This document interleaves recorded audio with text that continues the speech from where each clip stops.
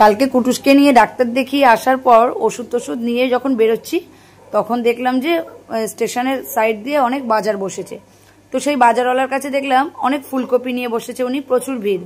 তো আমি জিজ্ঞাসা করলাম কত করে, তো বললো 20 টাকা আছে, 25 টাকা আছে, 15 টাকা আছে। তো বললাম ঠিক আছে 20 টাকারগুলোই দাও। তো 3টে কপি নিয়েছি, একটা কপি ছোট সাইজ ছিল, তো 3টে কপি নিয়েছি আমি 50 টাকা। আর আমাদের এখানে বাড়ির সামনে দিয়ে বাজারওয়ালা আসে বা দোকান আছে, একটা কপি দেখছো আমার ডান হাতে যে কপি, এই একটা কপি নেয় 40 টাকার। এই একটা কপিতে তো সবার সম্ভব না, দুবেলা রান্না করি যে হবে না। তাই ভাবছি যে বাজারে গেলে একটু কষ্ট করে গেলে সত্যি কথা বলতে ভালো জিনিস পাওয়া যায়, দামও কম নেয়। আর বাড়ির সামনে দোকান বা বাড়ির সামনে যারা আসে তারা কি বলবো এত দাম নেয়, মানে দ্বিগুণ টাকা নিয়ে নেয়। তো একটা কপি যেখানে আমার 20 টাকা নিয়েছে, সেটা একটা কপি ওরা 40 টাকা নেয়। মানে যেখানে আমার 2টো কপি হয়ে যাবে সেখানে একটা কপি দিচ্ছে 40 টাকায়। সত্যি কথা বলতে আমাদের মধ্যবিত্তের ঘরে একটু ভেবেচিন্তেই কিনতে হয়।